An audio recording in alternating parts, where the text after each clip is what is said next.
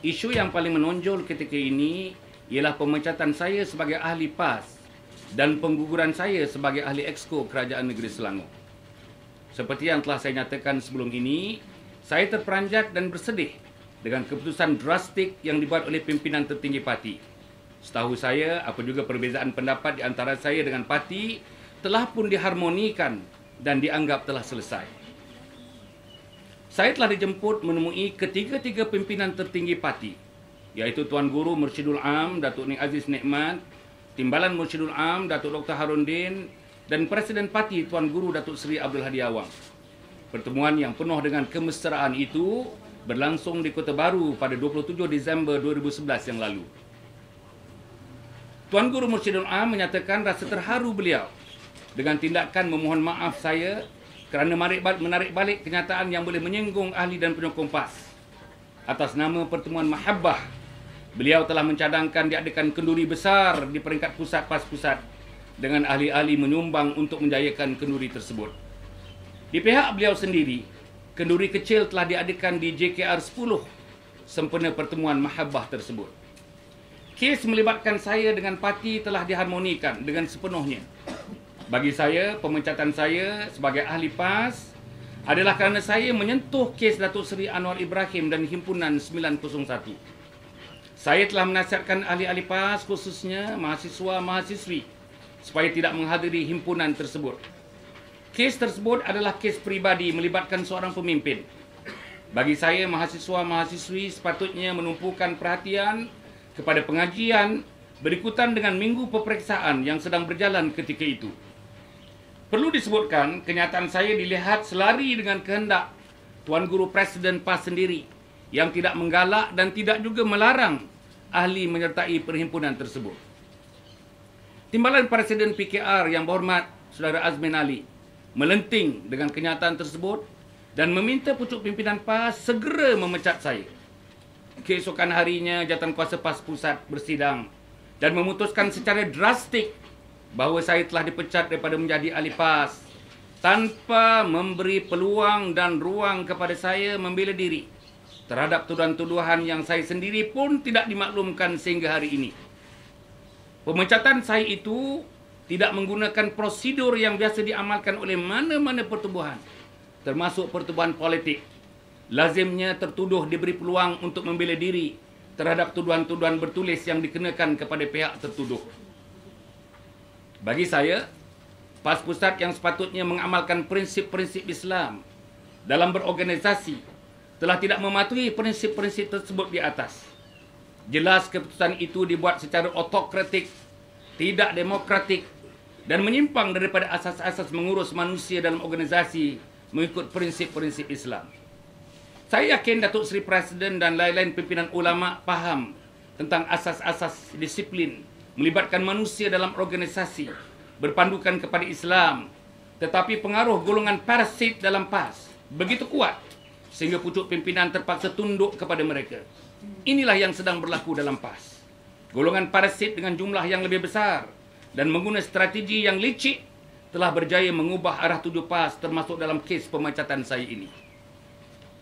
Saya hairan dan cuba mencari hujah yang digunakan oleh pimpinan PAS waktu membuat keputusan memecat saya. Pemecatan saya bukan atas dasar kesilapan yang saya lakukan yang telah pun diharmonikan, tetapi semata-mata menegur pimpinan PKR yang menghadapi kes mahkamah yang saya katakan bersifat peribadi. Saya juga hairan bagaimana PAS boleh tunduk dengan tekanan daripada PKR yang meminta saya dipecat. Apakah PAS sudah hilang maruah dirinya? Saya dihujani dengan panggilan telefon, pesanan ringkas, email dan kunjungan peribadi bertali arus untuk menanyakan sama ada saya akan membuat rayuan terhadap pemecatan saya itu. Saya masih memerlukan masa untuk mendengar berbagai pendapat daripada sahabat-sahabat, khususnya teman-teman ulama saya. Saya masih sayangkan PAS, terutama pejuang PAS yang asal. Tetapi saya perlu membuat keputusan yang adil untuk diri saya, adil untuk keluarga saya, adil untuk masyarakat saya, dan adil untuk umat seluruhnya. Lebih dari itu, saya mahukan keputusan saya itu membantu saya mengagungkan Islam, membantu saya mengangkat martabat bangsa Melayu, dan membantu saya mendaulatkan institusi raja dan perlembagaan.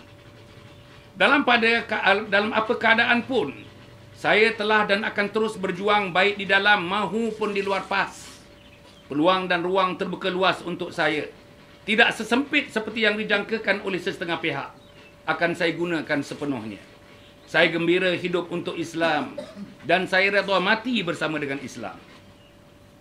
Pagi ini, saya menerima surat dari istana memaklumkan tentang pengguguran saya sebagai ahli Exco berkuat kuasa mulai 16 Januari 2012, iaitu hari ini.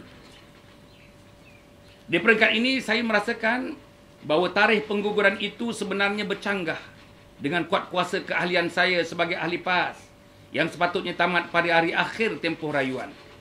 Saya tidak ada masalah atas pengguguran sebagai ahli Exco itu. Sebenarnya saya telah menulis surat kepada Yang Amat Berhormat Menteri Besar untuk memohon bercuti sehingga hari tamat tempoh rayuan, dan Yang Amat Berhormat Menteri Besar telah pun meluluskan cuti saya itu. Ini bermakna pelucutan saya sebagai ahli Exco berlaku dalam keadaan secara teknikalnya jangka hayat keahlian saya masih berjalan sehingga minggu pertama dalam bulan Februari 2012. Mungkin Yang Amat Berhormat Menteri Besar terlepas pandang menasihatkan Duli Yang Maha Mulia Sultan Selangor mengenai perkara ini. Seperti yang saya sebutkan, saya tidak ada masalah di atas pengguguran ini. Malah saya telah bersedia secara mental dan fizikal untuk menghadapinya. Bagi saya ini adalah asam garam perjuangan. Perkara ini tidak sedikit pun mengganggu hasrat saya untuk memperjuangkan sesuatu yang paling murni dalam hidup seorang insan, iaitu mengagungkan Islam. Hanya saya tertanya-tanya, apa ada di sebalik tindakan yang begitu tergesa-gesa untuk memecat dan menggugurkan saya? Tindakan tergesa-gesa ini seolah-olah menampakkan ada pihak yang begitu tidak sabar-sabar untuk mengeluarkan dan menggantikan tempat saya. Walhal dari segi pengguguran ahli Exco, saya sepatutnya masih ada 3 minggu lagi tempoh bertenang untuk membuat keputusan yang terbaik.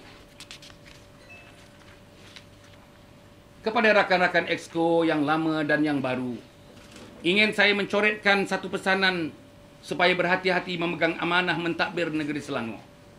Dalam pembangunan yang begitu pesat, jangan sekali-kali keagungan Islam, martabat bangsa Melayu dan kedaulatan institusi raja dan perlembagaan dikesampingkan.